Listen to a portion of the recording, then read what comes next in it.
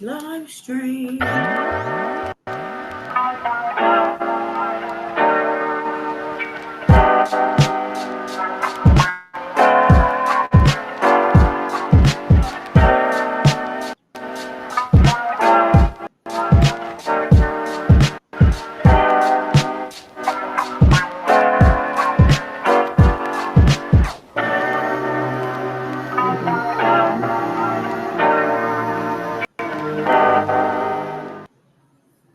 Man, welcome everybody. Welcome.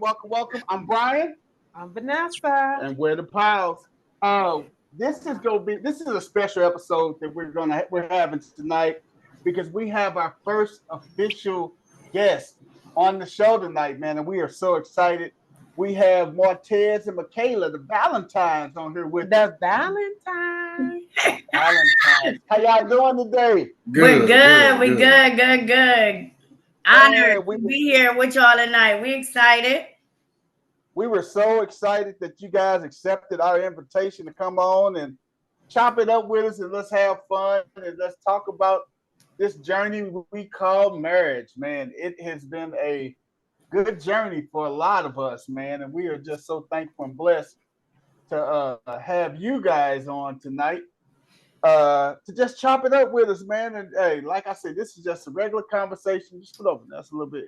Get closer to it. You don't like being close to me? There we go. Don't start. Don't start. That's what we do, man. We try to get a nice Don't little start now on what? Be not. You hear me? they say static. Man, okay. It's been a good day. Good day. He said I came home with a foul spirit. Yeah, she came home with a foul spirit, Lord. I mean, Why you do me like that? she wasn't right when she came home today. I was not foul. I just was asking questions. He talking about get somewhere with that foul spirit. Like he rebuking me. She had a foul spirit, y'all. When I say she had a foul spirit, she came in here wrong. Just came in here complaining, doing everything wrong. She let the devil use her today.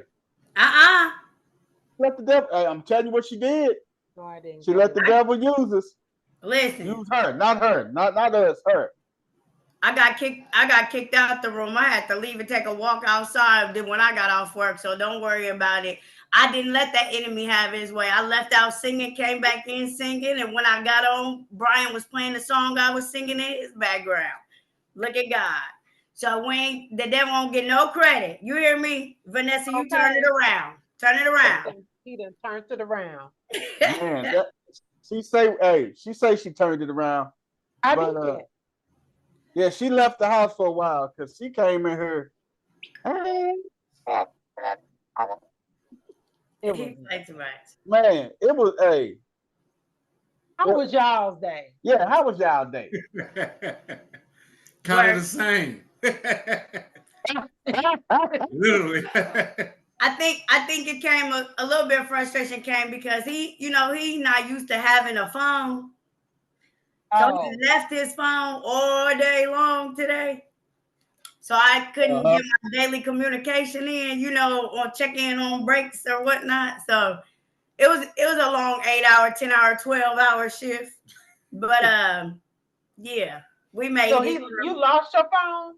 No, he just didn't take it. I left it. At first I left it in the house, so I had to come back in the house to get the phone. Then I get the phone, get in the car, get to work, leave the phone in the car. So yeah. And of course our teenager took the car. So he really went all day long without no phone.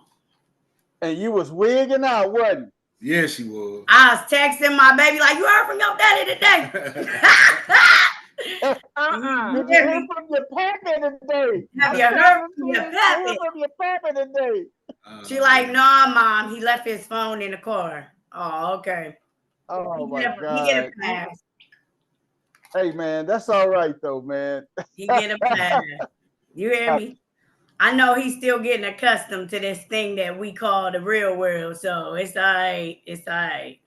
Oh my God, man. I'm glad that you said we're gonna chop it up on so many levels. We're gonna talk about so many things tonight, man. And it's gonna be fun. Like when I say it's gonna be fun, it is gonna be fun. Fun with a capital F-U-N, fun. We just posting and tagging people since we just live tagging now. people since we live, trying to get people to jump on and tell us what they think, because you paid for it. That's what we do, man. We always do it, man. We goofy, man. We goofy like that, man. We have fun in the process of being goofy, though. So we love it, man. We do it all the time. We connected from the first time we met, and that's crazy how me and you became friends before I even knew your wife. Right. You know. Right. Hey, you want to tell everybody how we met, Kayla? I mean, I can. Brian was one of my supervisors at Emory. He really wasn't my supervisor, but he was a supervisor on the floor that I worked on. And he was just all around, you know, real. His personality, we connected right off the jump. His charisma, you know, his character. I could tell he had a little hood in him, you know, but he was still professional. And I was like, okay, you know. So a couple of times he would fill in and he would be my supervisor and he would, you know, call me in and have meetings with me, etc. And one day he brought some cupcakes to work. And I'm talking about we was thrashing. And he was like, my wife made these, Chef V. And she meal prep, da-da-da-da-da. I said, well, I don't know about the healthy route, but these cupcakes talking. You hear me? So we was, yeah, that's how I met Chef V. But I knew her through her food and not who she was for a couple of years. And so Brian introduced me to the Kool-Aid pickles. And so then that was another connection. Every time he was going to the loo, he was buying me some pickles. And then it just so happened we ended up on a trip. I met his mom before I met his wife. You hear me? We went on a work trip. And everybody else, you know, that was with us, they was different. And so when we got done eating, they was different. Well, I said they was different. When we got done eating dinner, he dropped them all off at the hotel. I was like, Kayla, I'm finna slide to the hood, go see my mom, but I got that thing on me if you trying to rob. I got that baby. I'm like, we cool then. You know, I ain't afraid of nothing. Let's go. So we rode out. Went straight to his mama house. I met his mom. Hey, it was about 10:30, 11 o'clock at night, but we was cool, and I knew I was safe. Me, you, and Josh? Who was it? Me, you, and Chris? What'd you say? With us. Me, you, and Josh. It was Seattle with us. Jazz. I think Jazz. Yep, Jazz was with us. Yeah, I think it was Jazz. So I mean, after that, it was like, I being in his presence, I felt safe. I felt protected. I knew if you introduced me to your mama, then I know it was a mutual feeling because everybody ain't gonna just let anybody come to their mama house, you know. Oh yeah. So My mama that tight. Yeah, I 100% respected that. And so after that, we ended up at New Life, and as soon as I walked through the door, I seen Brian posted up, security, big security. And then from there, he introduced me to his wife, and me and Miss Vanessa, it's been once ever since. So I love her spirit, genuine. I was talking this man up before he came home, and so the anticipation was already there. But that's how we all linked up. Yeah, man, dang. So wow, that was a journey, though, man. I'm telling you, man, we have had a good little journey and stuff. And I know you were mentioning that that we linked up and came together at New Life. Now, what prompted you? How did you get over to New Life? Did somebody tell you about it, or were you just going through, or how did you get to New Life? Absolutely. So I had been at the same church for 7 years. And I had came to a season where I just wasn't being fed anymore at that church. And so God told me to just sit and be still. And so I ended up on week 3, no church. And I'm like, all right, Lord, this ain't gonna work. You know, I gotta get my word in. I need to go worship. And so I was scrolling Facebook and I'm gonna shout her out because she the reason why I'm at New Life. God used her to bring me to that atmosphere in that place of worship. But Ashley Barber, she had posted a video where she was working on self-love and learning how to love herself and building her self-esteem, et cetera, et cetera. And at that time, I was on that same journey in my life. And so the video that she had posted ministered to my spirit. And so I was being nosy, reading through the comments, and she was inviting someone to church. And she was like, when are you going to come to church with me? This is the name of my church. This is the address. So God was like, write it down. So I went and I put it in my notes. That was on a Tuesday. And that Sunday, the phone rang. He was still incarcerated at the time. He called me. It was about 8:45, 9 o'clock. And he was like, what's up? Good morning. You know, you going to church? And I was like, now, you know, good and well, I ain't got no church to go to. And I was like, hold on. Yes, I do. God gave me a name of a church and an address earlier this week. So I went and looked up New Life on Facebook that morning, and it said church services started at 10. And I was like, oh, shoot, it's 9 o'clock. I ain't never going to make it. And he was like, if you was going to work for that bread, you'll go late and all. So you need to get up and get dressed and go to that church. And I listened, and I walked in the door of New Life, and there was a guest pastor that was there that Sunday. Did not know me from Adam and Eve. Did not know that I was not a guest. Did not know that that wasn't my home church. He knew nothing. And he called me out in service in front of everybody. And he was like, your season of restoration has come to an end. And you're getting ready to walk into your new life. And I'm trying to think, which guest we had? I want to say it was Pastor Jamal Bryant, if I'm not mistaken. It was the weekend of Pastor's birthday. It was Jamal. If that was the case, it was Jamal Bryant then. It was his birthday. Yeah, it was his birthday weekend.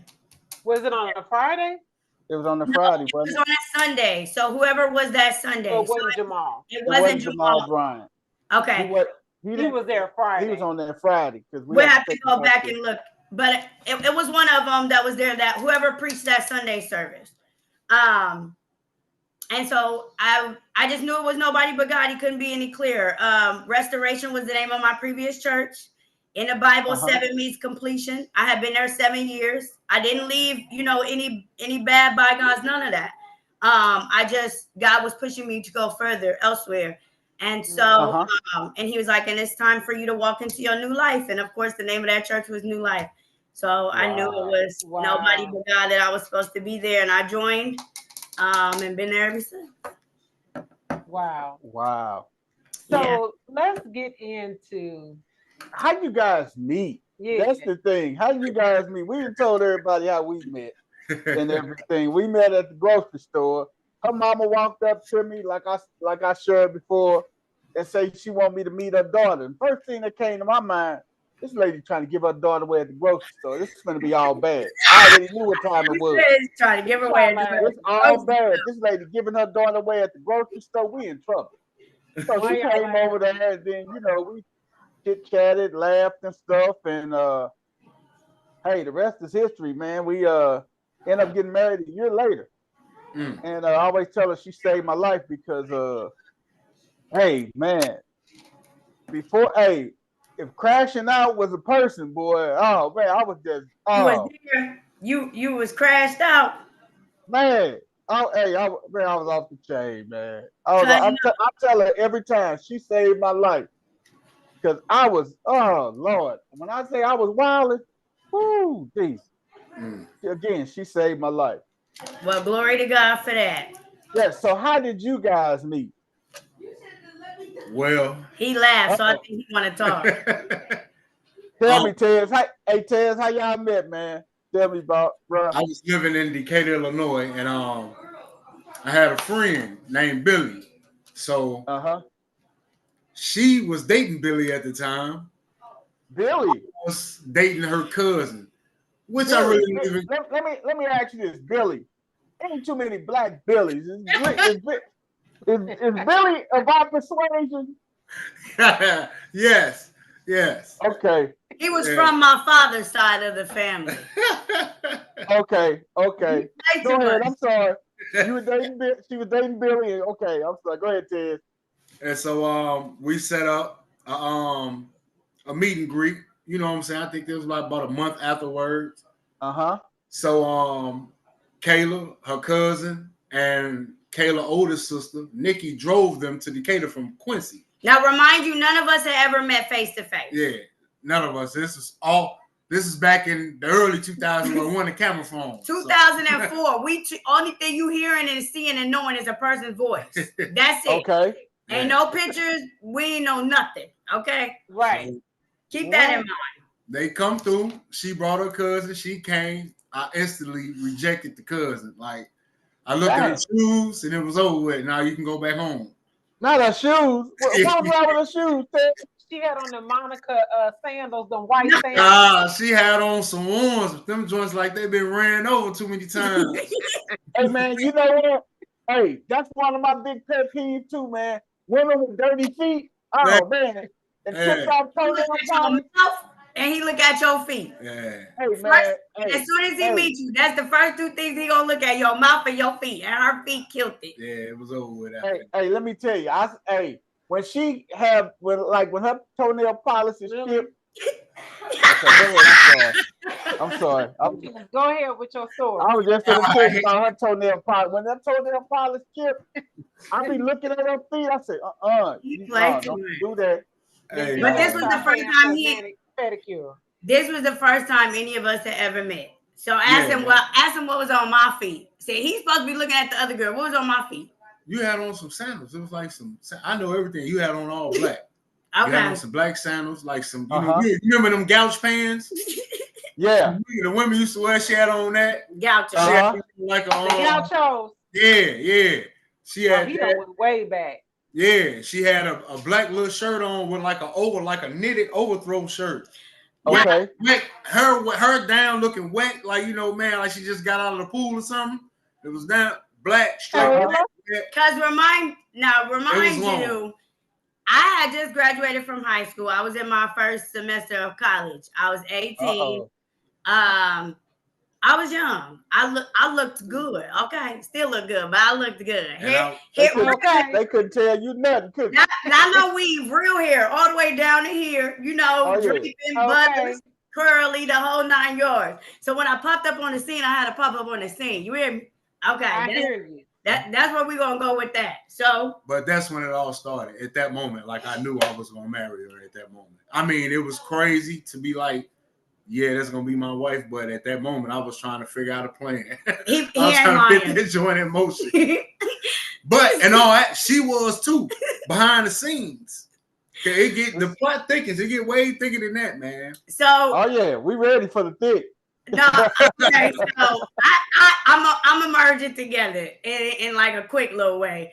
For over the couple of months that after we had introduced, he completely stopped talking to my cousin. He wasn't going for none of that. I had kept talking by phone, to the white boy. However, it wasn't anything that was serious. Like Billy. Okay, while you playing. So okay, say less. As I said, it wasn't that serious. At the time I lived in my hometown, which is Quincy. And he lived in Decatur. So it wasn't that serious. We were just talking over the phone, whatever, blah, blah, blah. So all along, Billy had been entertaining another female who he actually was like full-time going with behind my back, in other words. And Mortez wasn't having that because all of us were friends. So me and him would be on the phone, lollygagging, catching up, talking or whatever. Where so-and-so, I don't know, I just got off work, and we would be kicking it. All along, we were building our friendship. In the midst of that, so him and Billy were they did counseling sessions together, blase, because they were in like a juvenile group, like residential home. They all had their own apartments, but they all still lived in this program. So I was a bad kid, man. So anyways, he was learning and growing. Okay, let's say that. Let me say this. I've been on my own since I was 13. He's been on his own since he was 12. Okay. So that let y'all know, like, we grew up a lot faster than we probably should have to. Not because we had to, but because we chose to. The choices that we had made in life put us in positions where we felt like we were grown, you know, and so therefore we were in those situations, in those circumstances. So as we were talking, we were building a bond. You know, he was telling me about his past.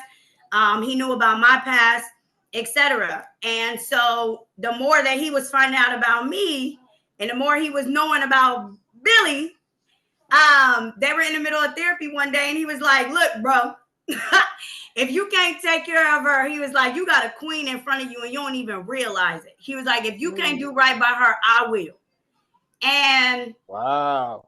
So that night, me and Billy were on the phone, and I think I was upset about something and saying something to him, and he was like, "Well, you know what? Just forget it. How about we break up and you hook up with Mortez?"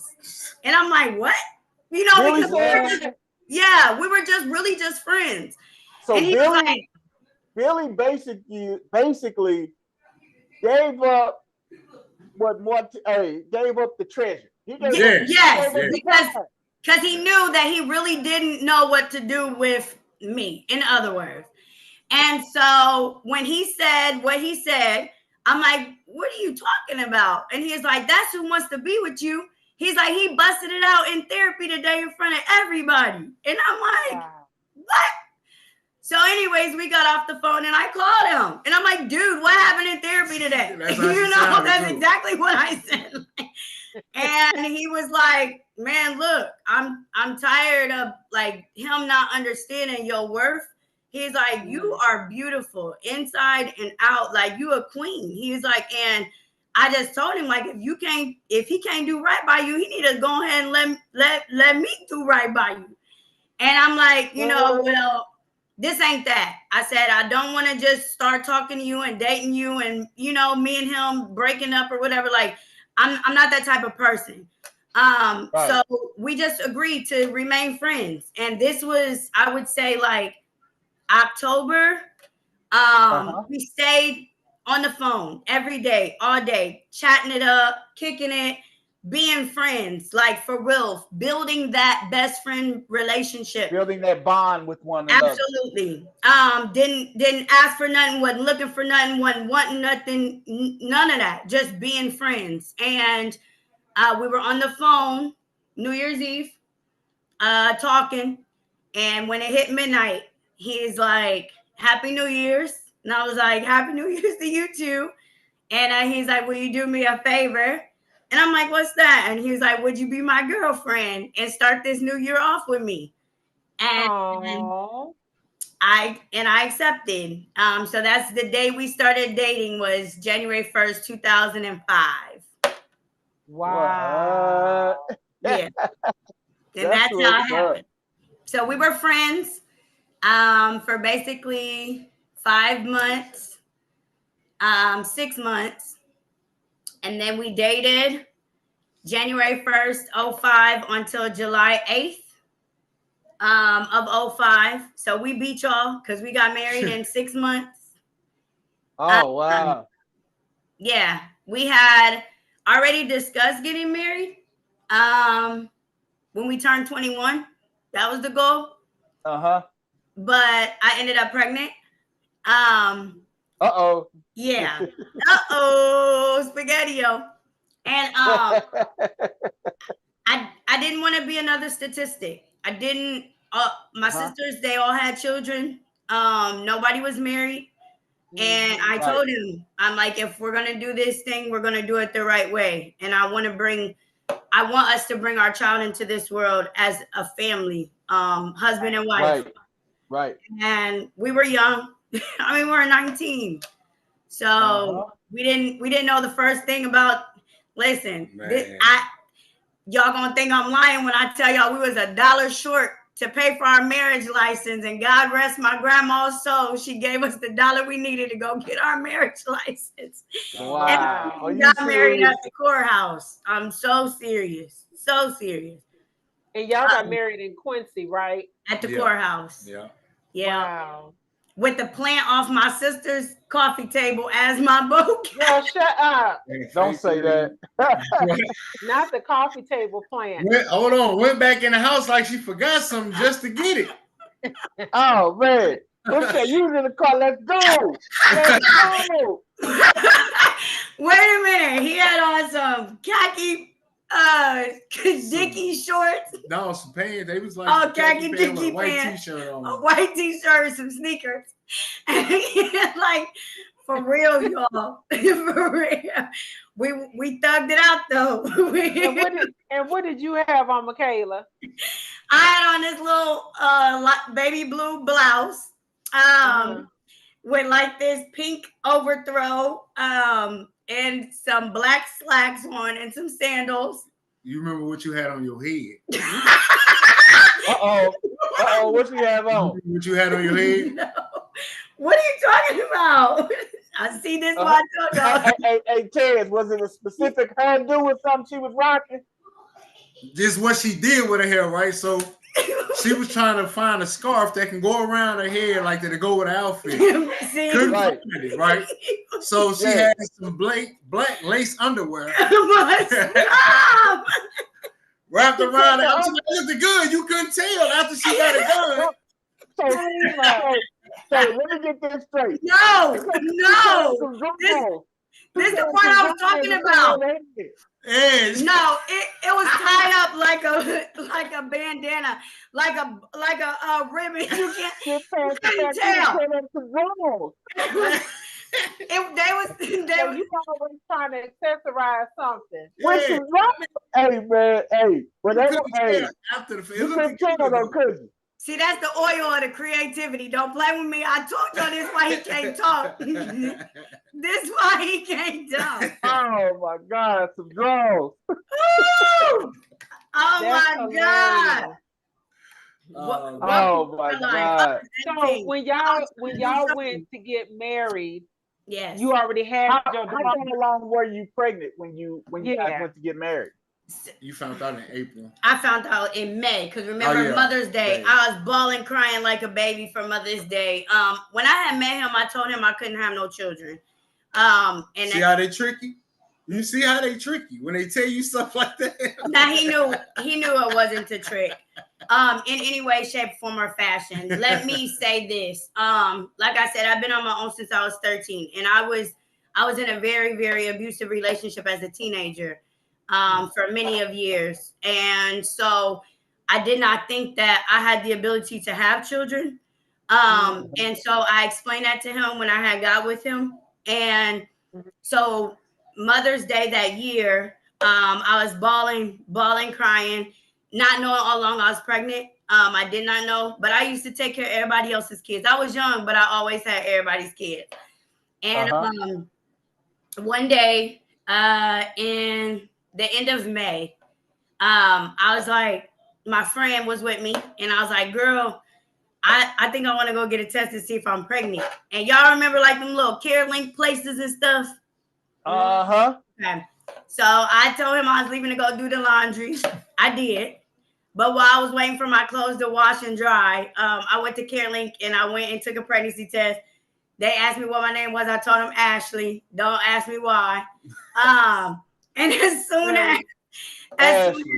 soon as they came back, they was like, well, Ashley, you getting ready to have a baby. Congratulations, mother. And I just broke down and started bawling. And I was like, my name's not Ashley, it's Michaela. And so that was that. They gave me the paper or whatever, and I came home. Let me shout him out and say this, though. He was finishing up when we started dating in January, he was scheduled to be released from the residential home where he was staying at that March. And so, because he would be graduating to move on into his own place and do his own thing. And again, he was living in Decatur. So he had made the decision that he wanted to come to Quincy where I had lived at. on his own. He began apartment searching. He had already had all the money and everything saved up. And he was like, I'm going to establish us as a foundation. So he came down there, he got the apartment, and we moved in, together, whether it was right or whether it was wrong, it doesn't matter. It was real. To be 18 years old and to say this is the woman that I want to establish with at that age and be sincere, I didn't have to worry about anything. He furnished our entire apartment. Everything was taken care of by him. I wasn't working at the time. Like I said, I was in college. I was my first year of college, so I was going to school. And so with no question that's how we got established. So I came to the apartment. I told him I was pregnant, and that was a wrap. I'm like, what are we gonna do? And of course, my mom is my mom. And when she found out, she was like, well, I think y'all need to go ahead and get married if that's what y'all said y'all was gonna do.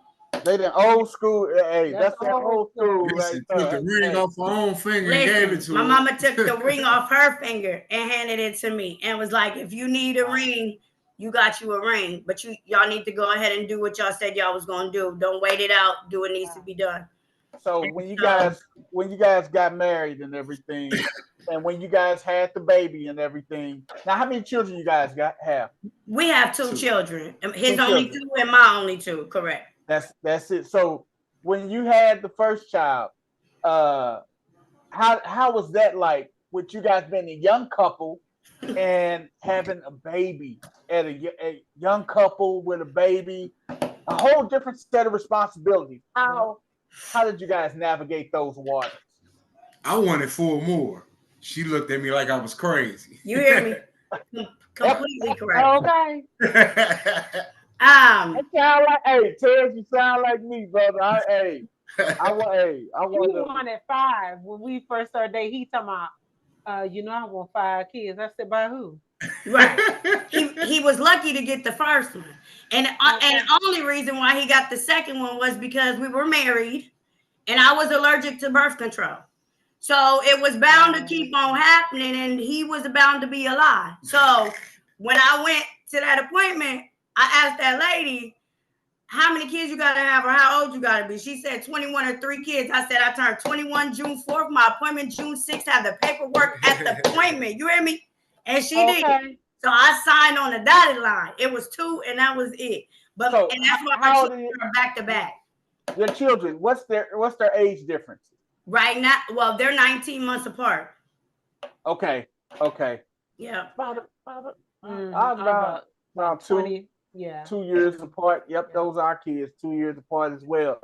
And then after that, after you guys had the kids and everything, let's navigate to how the separation. I ain't gonna say the separation, but when Tez had to go away. Well, you good. Let me touch base real quick on the navigating part with having the baby. Yes. So when me and him were living in our apartment in Quincy, he was still on parole at the time from his juvenile charge. Until he was 21, he was required to be on house arrest, which was why we were going to initially wait to be married till we were 21 because we wanted to do all that when he was done with everything. It didn't work like that. So long story short, the man, his parole officer, he was very, let's just say he wasn't nice. For whatever reason, he had it out for him. And he was one of them, huh? He was one of them. For real. And so long story short, a situation came about where he had told him he could leave home, but then he lied and said that he didn't tell him he could leave home. So they revoked his parole and they sent him back. Now, when this happened, I was pregnant with our daughter. Of course, he going to jail. I wasn't working. I had no choice but to end up going with my mother. My mother lived in Rockford, Illinois at the time, Freeport, which is by Rockford. So I had moved up there pregnant. I was sharing with him through mail, pregnancy photos, ultrasounds. We hoping and praying it's a girl, but my greatest prayer was just, God, bring him home before we have this baby. Like, we didn't know when he was coming home. And so when it's all said and done, God answered that prayer. I was 9 months, 8.5. I got out in December. Yeah. Right before so Christmas. he got out in December, right before Christmas. Our daughter was born January 19th. Okay. So he came home like 3.5 weeks before she, about a month, right before she was born. With that being said, my doctor was in Wisconsin, so which is only like 20 minutes from where we lived. So he was not able to actively be at the hospital when I went into labor to go have her. He could not be there because it was crossing state lines. However, the moment I brought her home from the hospital, if I never wanted to play mom, I didn't have to. When I say the relationship he had with our baby was inseparable, you know, like if he could have fed her, you know, I think he the reason why I didn't end up breastfeeding, you know, for real. But he was there, father immaculate. So yes. As far as our relationship with our baby and our daughter, that was that. We ended up moving into our new home by then. I no longer stay with my mom. We moved out. We got our place together. We both were working as we were raising our daughter, and she was into everything, and she was, of course, spoiled rotten. When I ended up finding out that I was pregnant with baby number 2. And in the midst of that, while I was pregnant with our second daughter, me and him ended up separating. We had split up. There were some issues that it was the weed, man. That he had. He didn't want to stop smoking weed, and it was causing problems. I mean, I know it sounds so minimal, but we were so young, and to imagine like being 20, 21, you know, y'all working, trying to take care of kids, and it ain't no just smoking. Like, this man smoked weed like you would have thought that he smoked crack. You hear me? Like, I kid you not. And it was affecting his job. So he was like on suspension from work for a couple weeks, and I didn't know about it. I'm trying to be the nice wife and pop up at the job to come see him and surprise him, and they like, he ain't here. He got suspended. I'm like, what? You know, like, so it was just, it was mad crazy. But anyways, so I packed up everything, 8 months pregnant, packed my car up, packed my daughter up, everything I could fit in my car, and I dipped. And I drove 5.5 hours with my baby, and I left, and I went to a homeless shelter, back home where I'm from. And he left him in Rockford, high and dry, didn't care what he did. At the moment, I didn't care. So he ended up back in East St. Louis, which is where he's originally from. And down to the east side, East Boogie. On the other side of the bridge, you hear me? He's from East Boogie, baby. Yeah. So as I was in the women's shelter, I ended up going into labor with my daughter. I had our youngest baby, and at this time now, we'll fast forward. We're still at the shelter. My youngest baby that I was 8 months pregnant with when I left, she's now 3 months old. Okay. He hasn't seen us, talked to us, heard from us 5 months straight. 5 months. So Tez, let me ask this. How did you feel when she packed up everything and left? Like, where was your headspace? Yeah. When she left and you, I mean, because did you know she was at a shelter? That's the other question. No, only thing that I knew that at the time she was upset, so she left the house. So when she left the house, I left, right? So when I leave, I go do mind my business, not knowing that I was gonna come home to an empty house. So I was like, man, she already mad. I might as well go finish smoking with weed, man. I come home and everything gone. I'm like, man. So I called her mom, like, man, where Kayla at? Mom, like, she went home. I'm like, she ain't go home. She ain't here. She like, no, she went back to Quincy. And so I'm like, man, I was stunned. Like, I was shocked, like, that she actually left. But then I went into survival mode. That's what I've been doing my whole life. So what's next? And a bunch of petty stuff happened that I did that came next, and then I went home. I went back to East St. Louis. Right. And he was down there sick. You hear me? sick. He was I'm missing not his being, family. yeah, absolutely. But not realizing how our actions put us in places that will literally snatch everything from us that we've ever known. You know what I'm saying? And I didn't leave to make a statement. I left because I needed for him to understand the impact of what he was doing was not just hurting me, but it was hurting our children. I didn't want to bring our second daughter into this relationship and they're still growing up to do, and that's really where we were.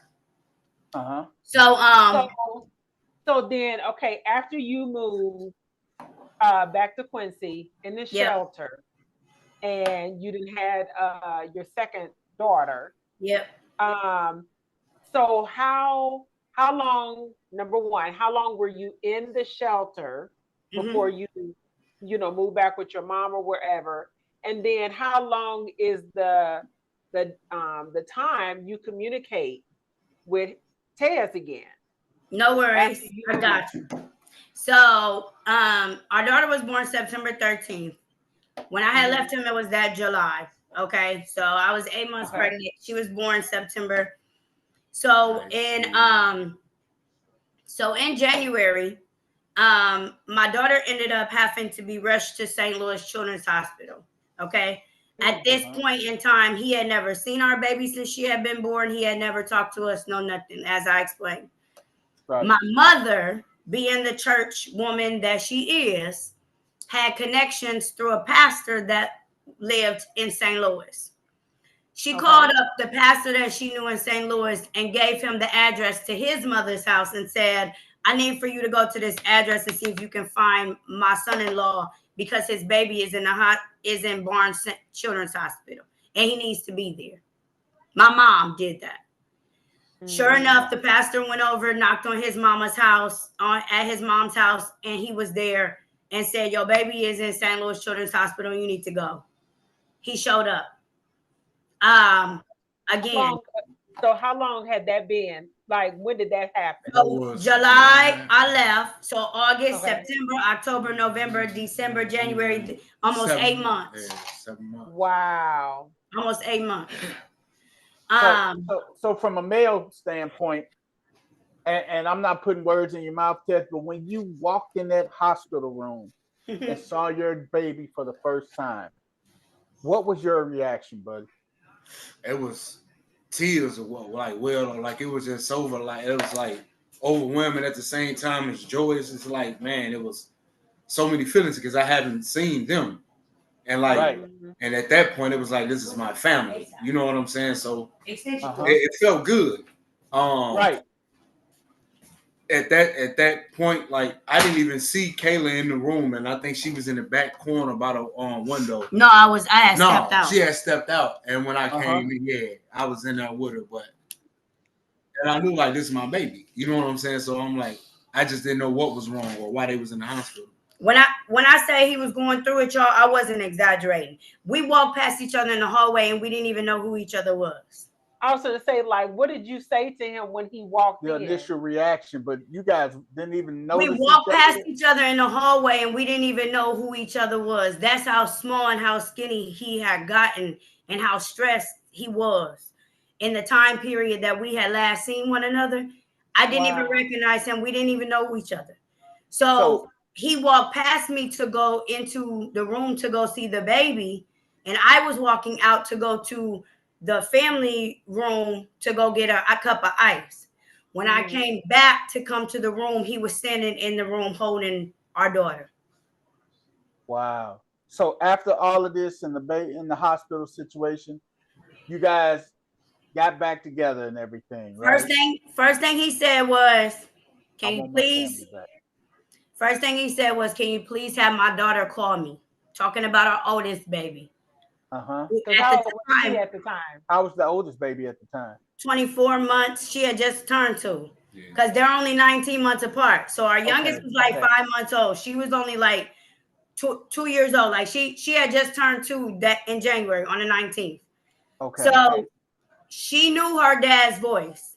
Only thing he said, like it wasn't us being in the hospital wasn't the time to try to rekindle our relationship. We was focusing on our baby and whether or not she was gonna make it. So he wrote his phone number down, and was like, "Can you please have my baby call me when you get home?" And I was like, "Yes." And when I made it to town the following day, I called and I just handed the phone to my daughter, and immediately she was like, "Daddy," and she just broke down and started crying because she recognized her dad's voice right off the bat, and that was it. They sat on the phone, they talked. He couldn't understand nothing she was saying, and she probably couldn't understand nothing he was saying, but they talked. And then I got on the phone, and it was history from there. I was still at the shelter only for a couple more weeks. At the time, I was still in college again, so I was getting ready to finish school. My sister was moving to Peoria. And so she was like, "Kayla, why you just don't come with me?" She was like, "It'll be a brand new start for y'all. Y'all can start over. Y'all can live with me." She was like, "At my house that I'm moving to for a little bit just to get on your feet." And so I got on the phone, we talked, and he was like, "I just want my family back. Like, whatever it takes, I'm with it." And so I drove down there the next day. Matter of fact, what day was it? Valentine's Day. Valentine's Day. 2008. 2008. Okay. What? I showed up with Valentine's Day gifts, believe it or not. And we loaded up our car and we drove to Peoria. Wow. That's an amazing story. Yeah. So when you guys get to Peoria, new town for you guys, something new. It's a new chapter. Yeah. So how did you guys navigate here in Peoria? Oh man, it was wild. Like, I don't know, anywhere I go, I like getting in the car and just moving, like to figure out the town.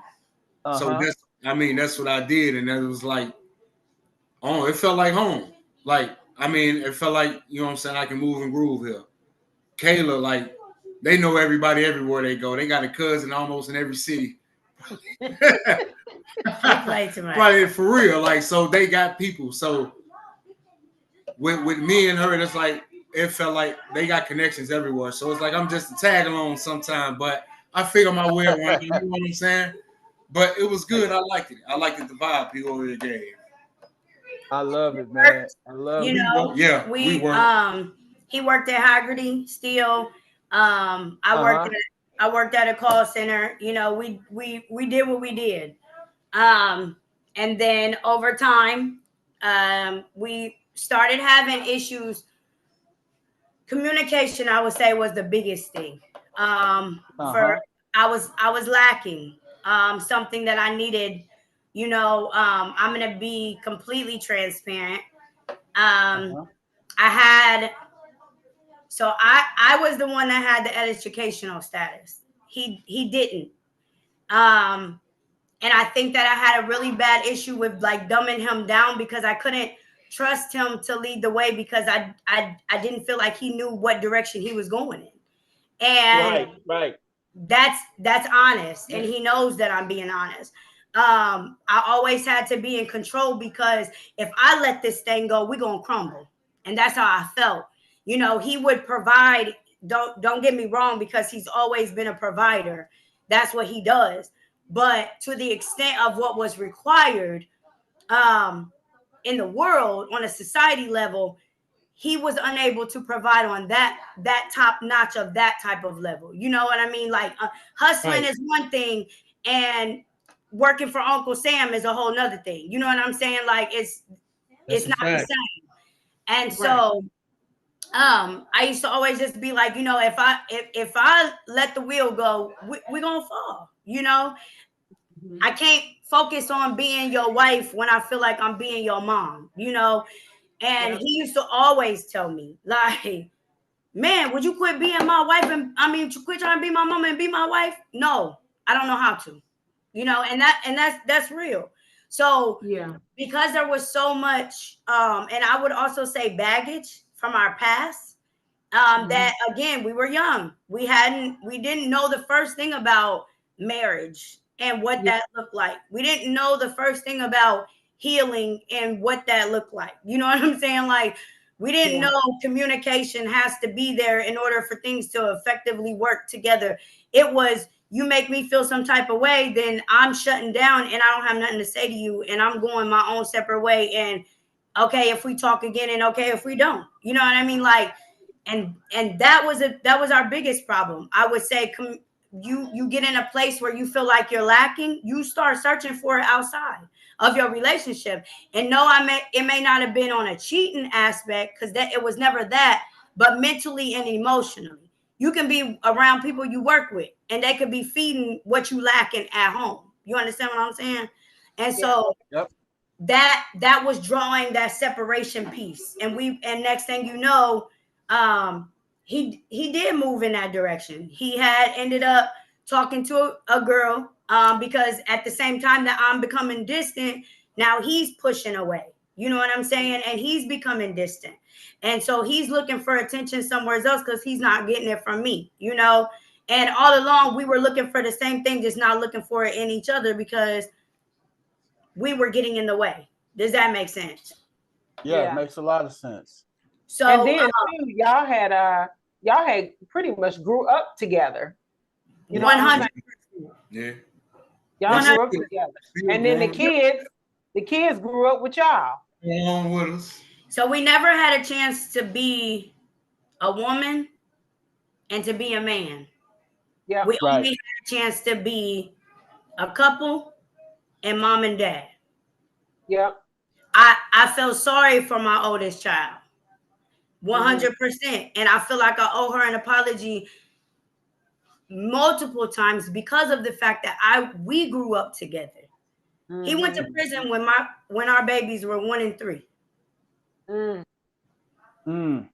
So you put yourself in a position where you're trying to prevent something. We got married so that I wouldn't have to be another statistic. Right. God intervenes and has to sit you down and sit you still, and you have to go about things his way. You still ended up being a single mother, but you still had the best father that you could have for them on a spiritual level and physical level. Yeah. Because he provided everything. Everything. Yeah. I give kudos to him 100%. For 15 years. He never missed a birthday. He never missed a Christmas. He never missed a nothing. Just because. Just because. You was there. The girls knew he was very active. I give no excuses to no man out here on these streets.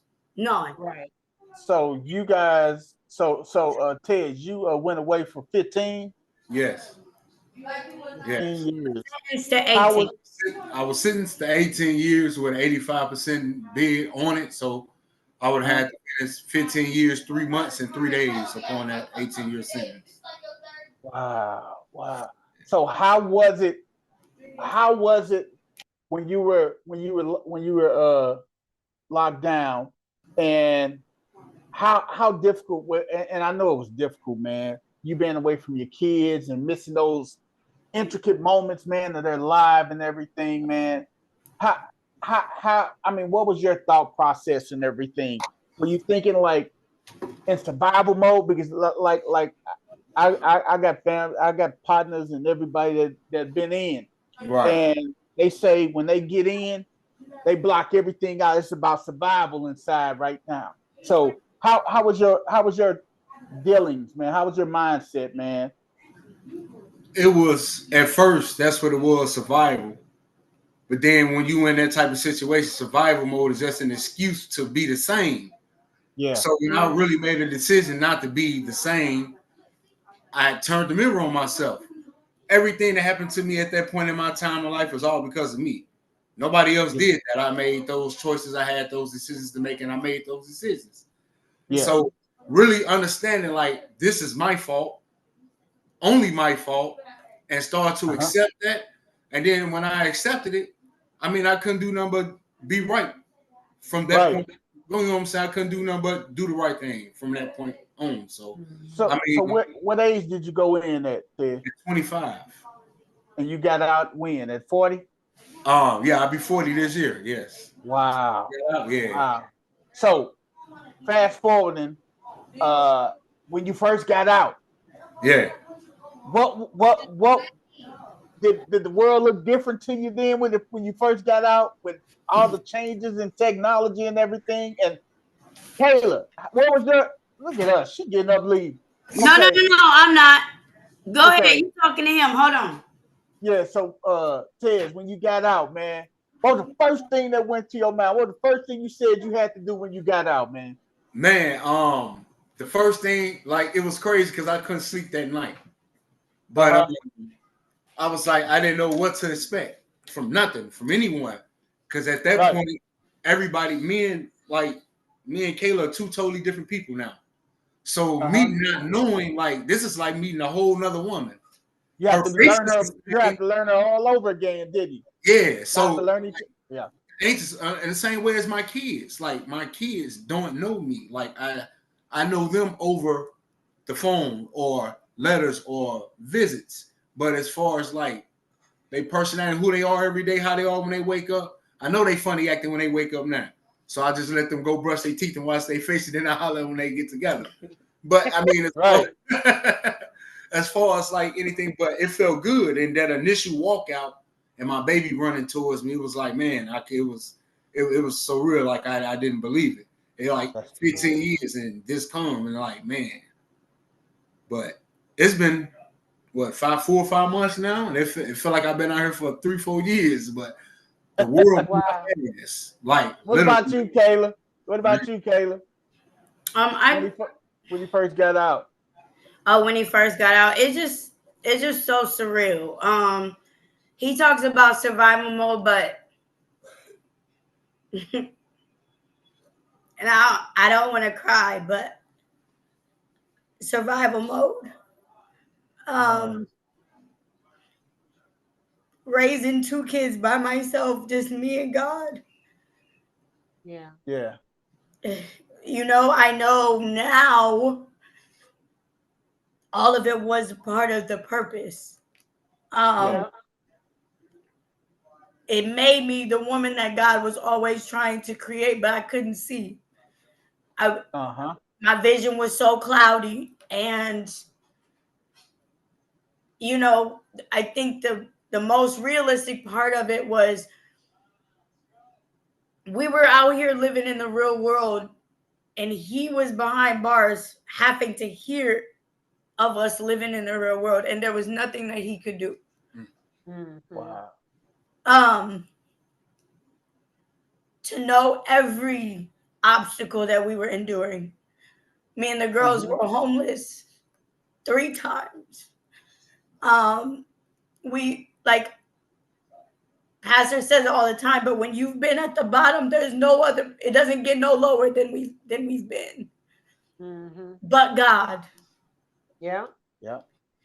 And that's what allows us to appreciate these rewards because of the sacrifices. Yeah. I am far from perfect.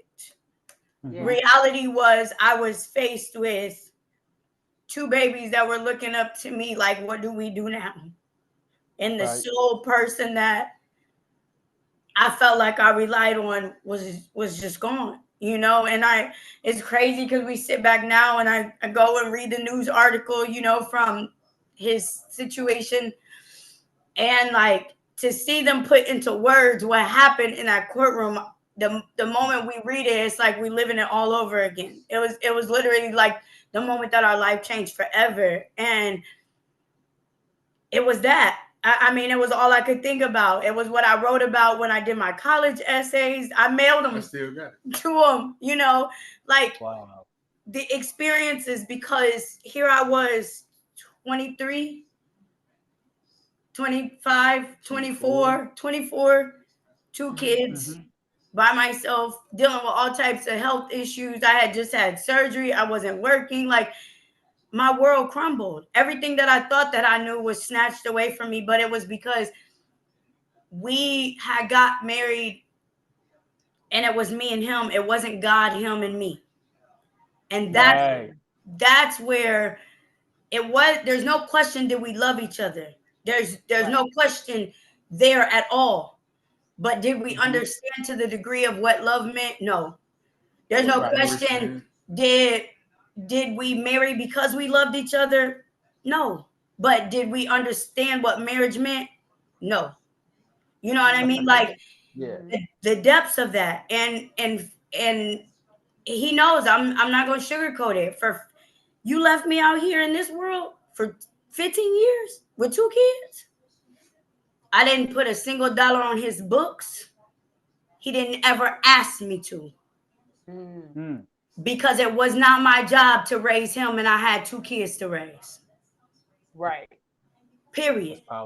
But everything as a mother to his children that was required of me, his kids, I mean, and for 9 years straight before phone calls dropped down to only a penny a minute and they was $10 a minute. Like before all them changes happened, we probably had wrote 5,000-6,000 letters. My kids sat down. I made them write every night for 9 years straight. Hold on, I got a shout out to Miss Irene, Miss Ethel Russell. My mom took care of me. Majority of my bid. Like if that lady had $20, she was busting it down, and I was getting 10. My mom lived off Social Security. My mom lived off Social Security, and every month when she made out her bills, she always included what she was going to send him to care for him. You know, like that's powerful, man. Genuine, you know, and that is very genuine, and that's love right there. Absolutely, downright love, man. And speaking of love, I noticed when and I don't even know if you remember this, Kayla, but pastor was up preaching one Sunday, and he was saying somebody is praying for something, for God to deliver something back to them and everything. And I don't know if you even remember, you walked right down and just laid right on the altar. On the altar, because my family. That meant, I was like, wow. I mean, he just recalled that to me right now. When you walked down that aisle, and Ted, you still away, and she laid across that altar. She laid across that altar. She not only laid across, she stood in a gap for you coming home, my brother, for the kids. She stood in the gap. And when she did that, Proverbs 31, the virtuous woman, just popped in my mind and everything, because that's how it's supposed to be. A woman, hey, you build your family with your hands and stuff, with the strength of your hands. And she laid across that altar, and she didn't get up until, I mean, she got up, snot bubbles coming out, but she got her message across to God. Snot bubbles coming out. We gave her they gave her tissue and everything, but she was standing in the gap for you, man. And when you came home, that was probably the biggest thing I know.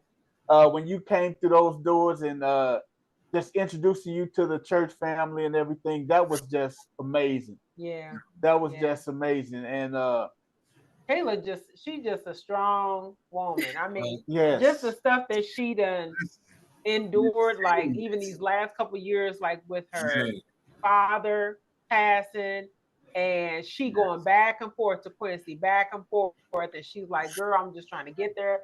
I ain't got no gas. I'm just trying to, I'm like, girl, look, I was like, it was times where God was like, just bless her. And I would go to her at the church like, Kayla, I know you got to go, but here's something. I don't know if it's going to help, but you know, it's been a lot that's been just heavy on her. But I knew when she was like, girl, he going to be coming home soon. I'm like, he is. And it just seemed like a weight was just lifted off of her. You know how you see those body weight people that's lifting up those weights and stuff? It's just like you could just see her in the spirit, just lifted, just trying to hold on. And then as soon as you got home, it was just like she could just drop it, you know, because it was like now she feel like she don't have to carry that heavy, And weight. and you notice one thing about when I did notice when you came home and everything, Kayla had a certain glow to her when you came Oh home and yeah, she was everything. This is my movie, glowing. man. She Like this was real life. glowing. When I say she was glowing, she was just a glowing and cheesing. And I say, look at that, boy. Look at Like it. y'all Hey, have to understand this 21 years. And I Yeah. yes. love him because no matter what life did to us, what we went through, our friendship never ended. I never held no secrets from him. He knew everything, Mm-hmm. everything. But Yep. what God has created, nothing or no one can come in between that. And That's right. in all honesty, when I tried to move on, it never worked because God Yeah. had already ordained for my marriage and my husband to be what it was, what he said. Yeah. Mm-hmm. And when I got to a place where I was rock bottom, on literally in a fetal position, curled up on the ground, begging for my life, Mm-hmm. that was my moment that I surrendered and said, "You know what, God, your way. I can't do this anymore. Yeah.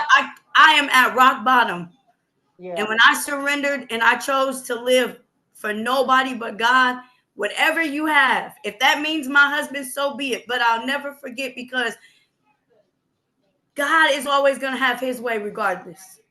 Yeah. Mm-hmm. And like 7, 8 years ago, a pastor told me, he said, God is going to require 3 years from you. Just you and him. 3 years. Mm. When I was laying on that ground, curled up, begging for my life, the next day, he was on the phone and he said, "Kayla, I need for you to do me a favor. The next 3 years, I need for you to just be you and God. Don't worry about me. Wow. Don't worry about nothing but you and God because I need you to Mm. heal from everything that's broken you while I've been gone. Because that's the only way that I'm going to be able to love you correctly or you're going to be able to receive the love that I have for you because I can't love you on top of no brokenness." Whoa. So that was That's a confirmation. word right And there. that was nobody but God. And Mm-hmm. so for the last 3 years before he came home, it was me and God. It was me on a journey of self-healing so that way I had enough planted in me that once he did come home, anything that he added onto that, anytime he watered me, only thing that I would do was bloom because what I Mm-hmm. needed was already planted. It wasn't planted in man. It was me holding on to the promises of God that my family would be restored. I don't care Yeah. how long it's been. God's Wow. timing is the greatest timing. If he would have came home 5 years ago, I wouldn't have been in a position to be able to receive what he had for me 5 years ago. I was a Right. mess. Mm. Right. Yeah. That is so powerful, man. I am just like, wow.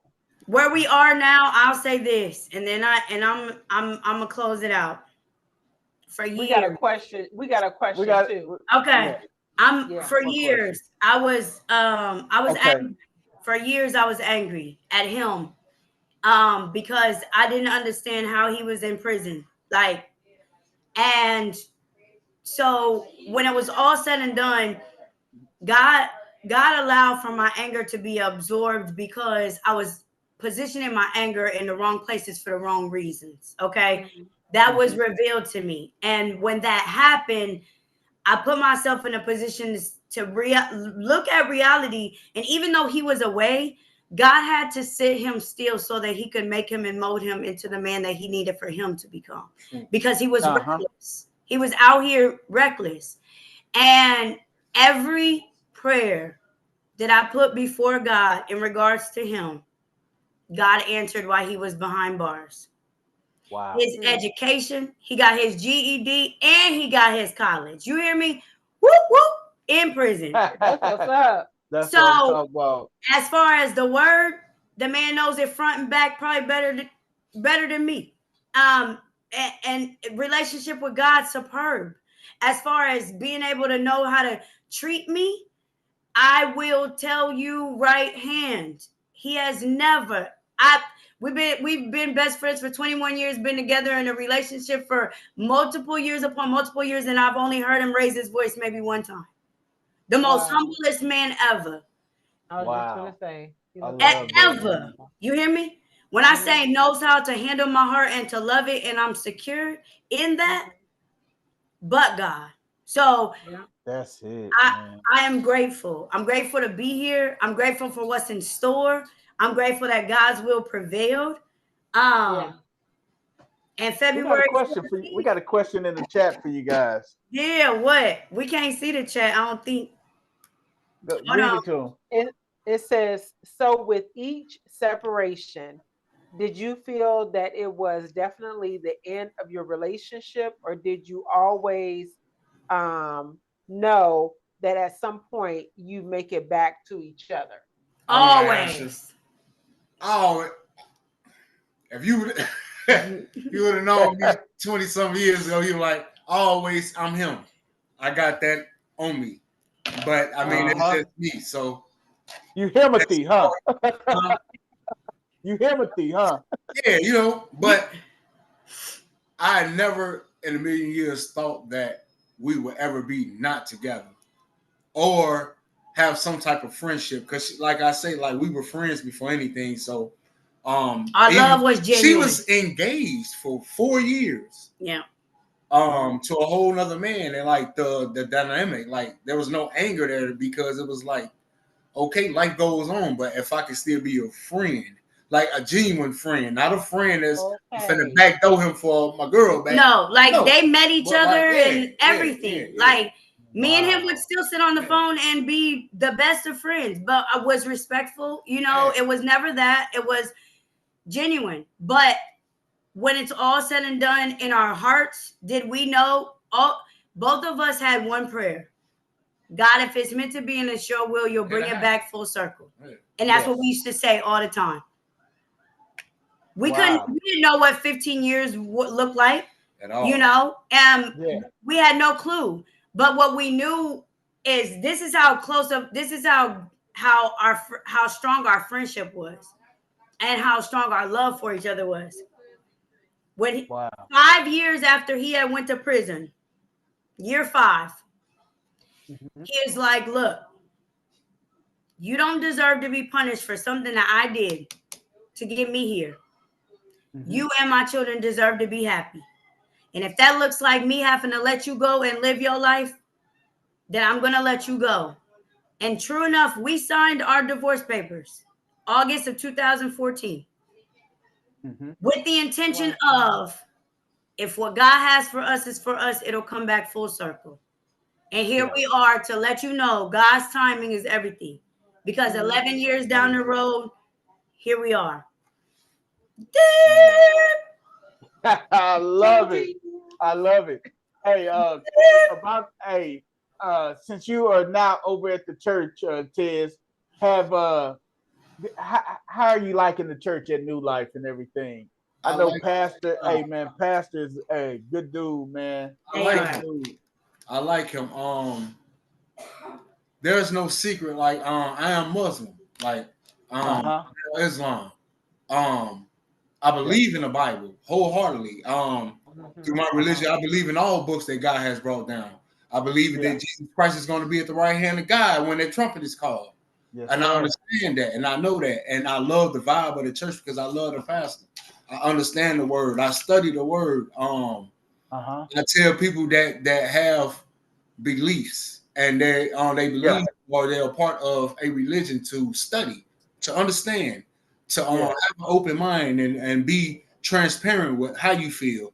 Don't hide it. Be proud of what you know what I'm saying, what you believe in and that. But I love that church. Like I can't.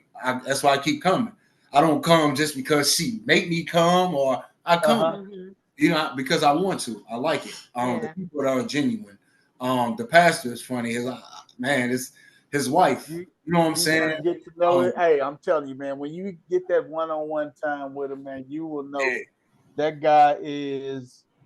That guy, I've known him for years because prior to him coming there, we were underneath his brother. Right. And I had to go, first time I met Pastor Mott, I had to go to Chicago and pick him up because he was preaching for his brother because his brother was sick. And it was me, Dana, and Dre Brown. He was another deacon. We all had to go up to Chicago. We went up, picked up Pastor Mod. I mean, he had us in tears from Chicago all the way back to Peoria and everything. There you go. And then he preached that Sunday and everything. And he's a strong guy. I mean, even when his brother passed away that Sunday, that late Saturday night, early Sunday morning, he came up and preached like you. He preached the paint off the walls, and he turned around and he preached. And then we got him back in the office. He changed, and then they came out and made the announcement that his brother transitioned. But I mean, strong brother, and I'm telling you, man, I'm excited. I'm excited where the church is getting ready to head to and everything, and the direction we're going in because we're growing and everything. So I'm excited about that. Hey, before we get out of here, we're gonna do a quick game. How well do you know your spouse? Oh wait. Before we do that, didn't we just tell y'all that we didn't change? No, I'm joking. That's all right. You still should know him though. I said I'm joking, but he like to make stuff up. But anyways, go ahead. What you say, Vanessa? But this is what I think. I think we need to have him back for part 2. Oh, okay. I think so too. I think so. I think we need to do a part 2 just to because we need to see like how are you guys navigating now? Navigating your next. Yeah. How you what is your what does it look like in the future? Like, what do you guys have planned for the future? Absolutely. Wedding bells are coming and all this and that. Oh yeah. You know, how is it, you know, even being back out in the world and, you know, stuff like that. So yeah. Absolutely. Every day is different. Every day. I learn something new about her every day. He know when he needs to leave the room. And I know when I need to leave. No, I'm joking, but for real, like you understanding that even though we never lost communication, I mean, and I'm talking every day we was on the phone. Every day. Sometimes 4, 5, 6 times a day. Okay. Yeah. Always writing. We email. To get me in trouble. Any type of communication we had. If you understand, if anyone understand about phone system in the prison, it gets wicked. And I used to have to make 8 phone calls to a day. He was trading. He was trading honey buns 24/7 for a phone call. You hear me? For a phone call, huh? Prove that he was gonna make that call so he could hear my voice before he went to bed. But no, on a serious note, every day is different, and every day we grow, just like any other marriage, any other relationship. You truly continue to grow daily, you know, and so that we would be honored to come back for a part 2. Yeah, we definitely gonna have y'all back for part 2. Well, now why Brian talking about a game? He always trying to play games. Right.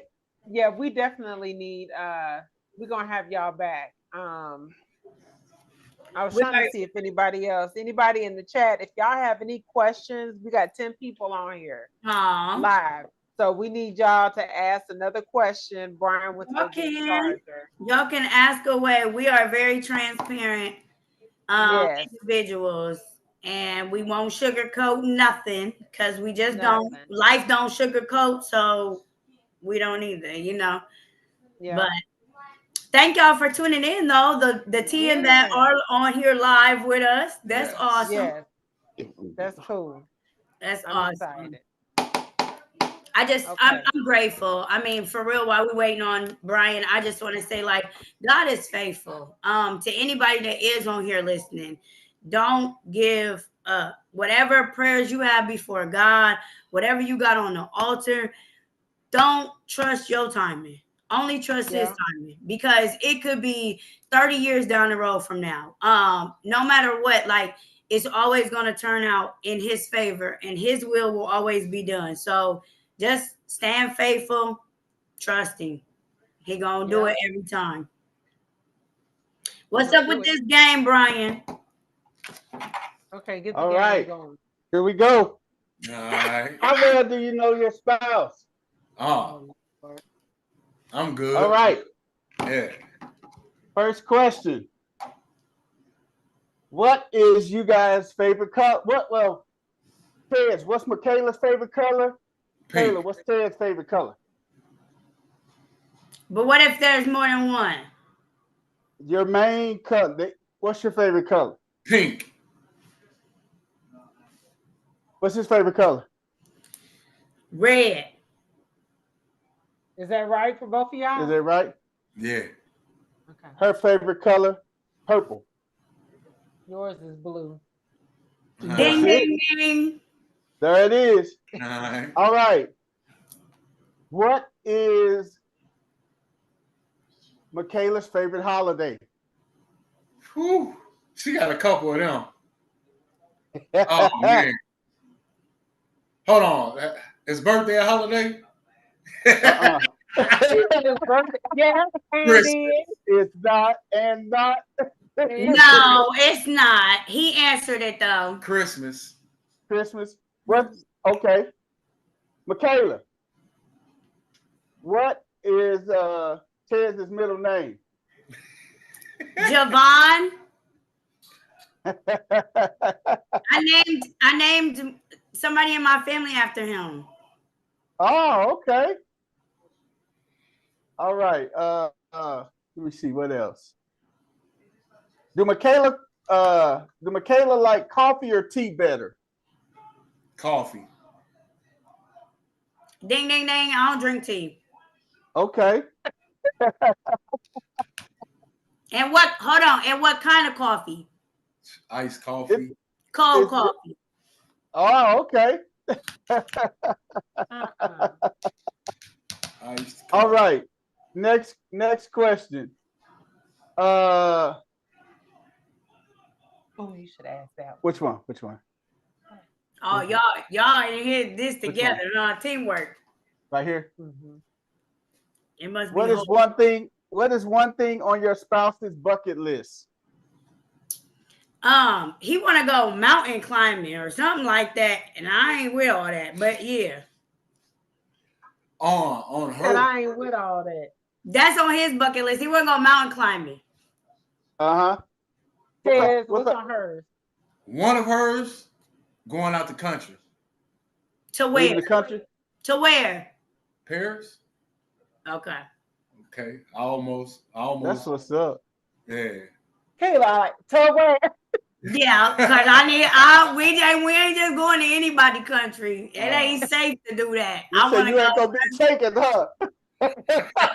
Ain't taking me just anywhere. They're talking about, babe, we going out of the country where? Because if it ain't where I want to go, we ain't going. You know what? I think Vanessa's bucket list, one thing on her bucket list is zip lining.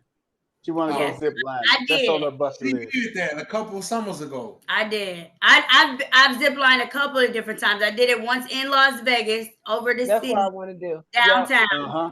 On Fairmont. And then I went zip lining in Tennessee out in the country over a lake. Oh, okay. Did you?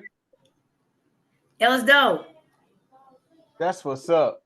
That's when I was like 100 pounds lighter, so I wasn't scared. Oh, now I've been and broke the line trying to zip line. Girl, shut up.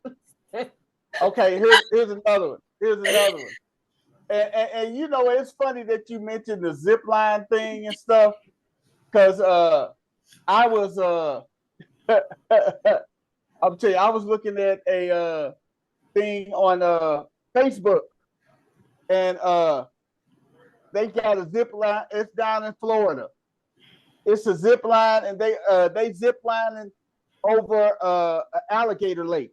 Oh no. Yeah, and the guy, he had me laughing. He say, "It's just a matter of time.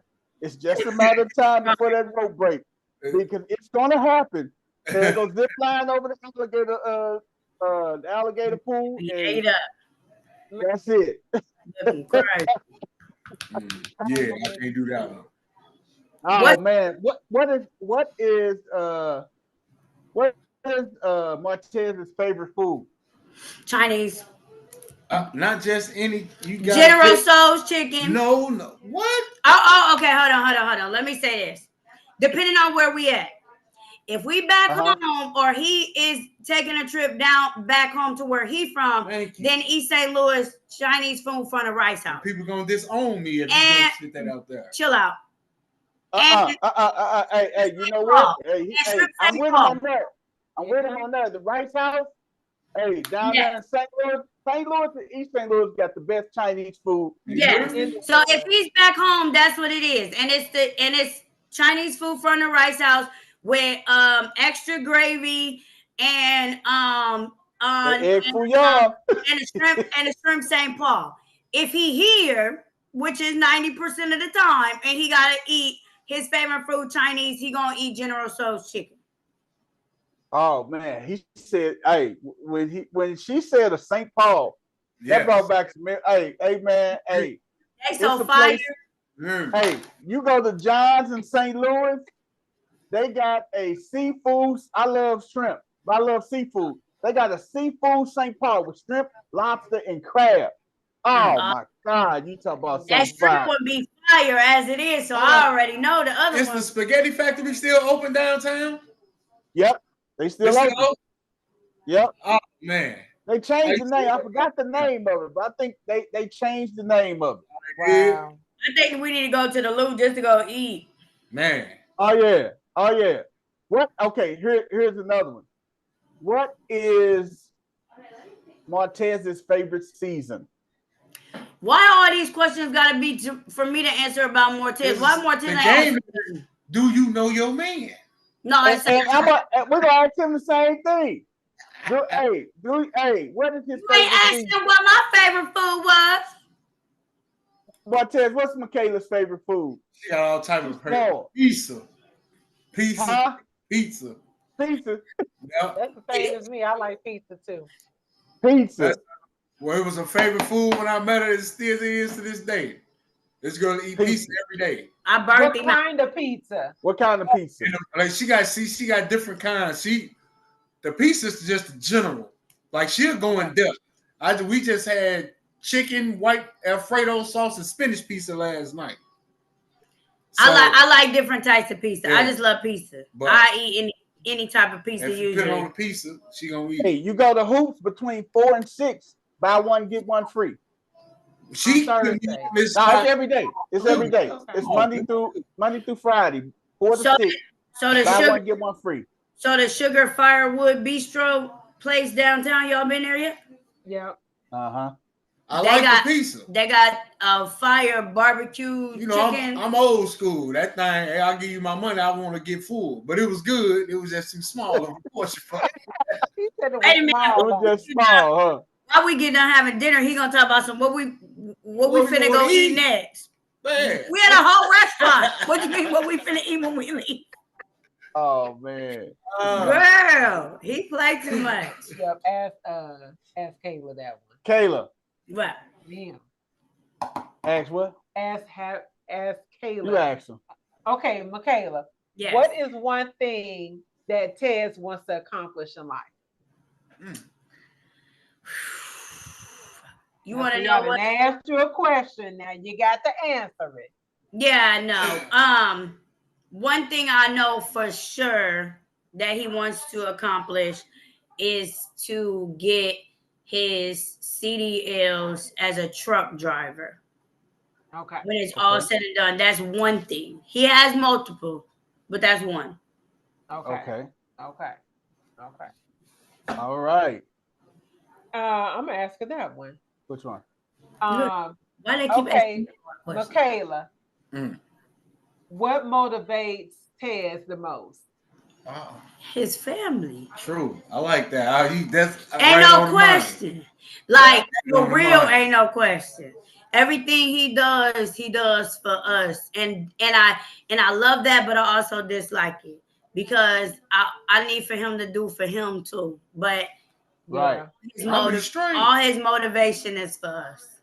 But you know why? Because he has so so he's focusing on y'all because he's trying to, make up for what he's missed. But at the same time, I think it's just the man's thing. Is it the man's intuition? Yeah. And see, it's been a while since she didn't had that type of tension and that type of love. So when it comes, it's foreign. It's hard. And so sometimes, but because allow me to do this, allow me to do this for you, and I'm giving you this with no strings attached. You don't have to do nothing for this. This is nothing. You don't have to pay me back. It's just this is what it is. Like, and a lot of women don't understand that. Like, you pray and pray and pray and pray, but what about when it shows up and you push it back because you really don't know how to accept it? Because you've been the strong one forever. For so long. For so long. Let me ask you. We got 2 more questions. What is Tez's favorite ice cream, and what is Kayla's favorite ice cream? The only ice cream he eat, butter pecan. Old people ice cream. Oh my God. Yes, old people ice cream. Wait a minute. When the man got out of prison, you hear me? You've been gone for 15 years. I say I'm finna cook this big dumb stupid meal. What do you want for dessert? All the things that could be made, baked, everything. This man said a gallon of butter pecan ice cream sitting in the freezer waiting for me, and that's exactly what he wanted. You hear me? What? Oh man. He had favorite ice cream, banana puddings and all that. For Kayla, she really don't eat ice cream no more because it messes with her. But before I was incarcerated, she used to eat mint chocolate chip. That was her favorite. That's my favorite. Yeah. Wow. We got a comment. She mint chocolate chip. I'm butter pecan. That's crazy. Yeah. That's crazy. Oh, butter pecan, man. Wow. I'm not an ice cream eater anymore, but if I had to eat anything now, it's more I do more like sherbet, sorbet. Yes, me too. Yes, because and a Magnum. Give me a good Magnum. I'm straight. Somebody just be farting and stuff. No, I usually get I get the almond milk ice cream. Or I get the Talente. Have you had that? They make mango sorbet. I'm gonna have to hit you to that. And it's good. And it's dairy free. All right, last question, man. Then we're gonna let you guys go. Michaela, what is Tez's love language? And Tez, what is Michaela's love language? So he got a couple, but I would say one of his biggest love languages is sense of touch. Okay. One of his that's probably one of his biggest. He liked to be rubbed on. I love it. What's mine? Look at him. He said, "Yeah, girl, I love it, man." I love it when you call me big. Don't. We told you don't start nothing at the beginning of this show. I love it. Hey, what Taylor's love language is? Touch. Physical touch. Yeah, but physical touch. You kind of all dibble dabble in all of them, but yeah, I believe that's like the main one is touch, the physical touch. Because I mean, she want me here, but I always be like, "Get off me." Yeah. Or let her wake up in the middle and I have to use the bathroom and I ain't there. Don't start. I'll shut it down. What's my love language? Oh, touchy, feely. She gave me a nickname. She called me the groper. She said I like groping her and stuff, so she called me the groper. She said, "Hey, what's up, groper?" That sound like her, man. Oh, man, that sound like Kayla. Get off touching me. Hey, that's just like her love language is words of affirmation. That's her main one. She loves the words of affirmation. She loves it like when I say, "Hey, babe, I'm just thinking about." She just loves those words. "Baby, you look nice today," and everything. She loves those words of affirmation. That's that love language that I know. And acts of service. Yeah, those are the things. The love, the acts of service, and the words of affirmation. Those are her two biggest because. If she come home and I done wash the dishes or something, it just takes her to another level. If she come home and the house is clean, I do something that I don't normally do.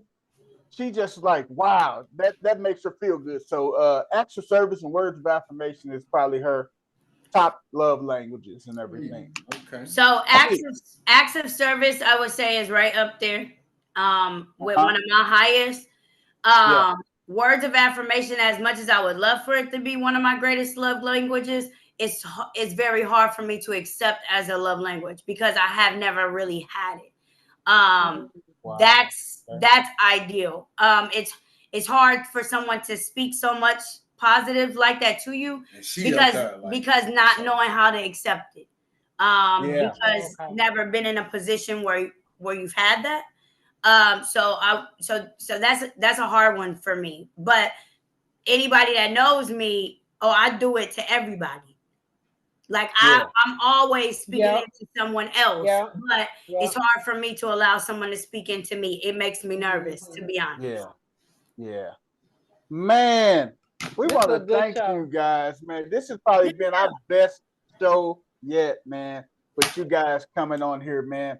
We thank you guys for just coming on and being a part of our show with us and everything. Coming back on. And we're gonna definitely have you guys back for part 2.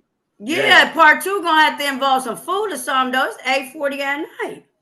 Hey man, we will definitely do something, man. This went a little bit longer than anticipated.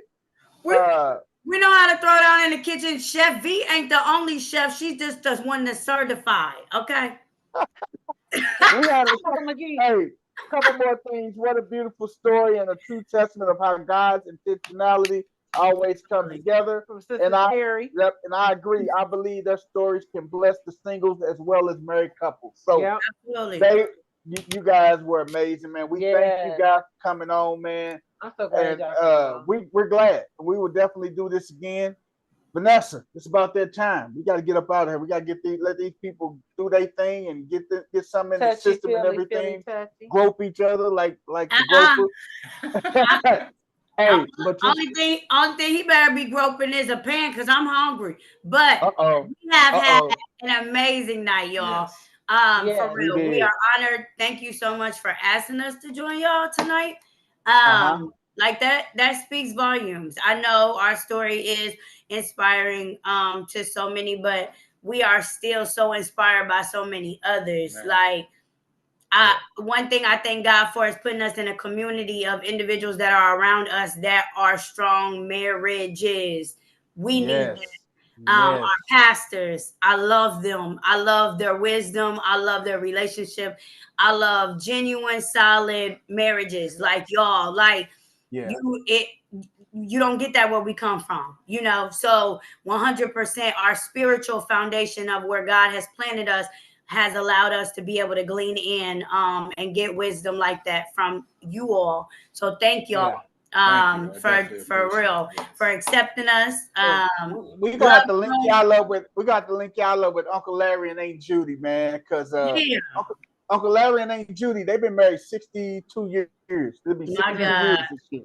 So we're gonna have them on the show too as well. But that's a blessing. Thank you guys, man. Thank you guys for just coming and being a part and hanging out with us tonight. Yes. We finna go and sign out, man. All right. I'm Vanessa. And we're the Pals. We out of here, y'all. Thank you.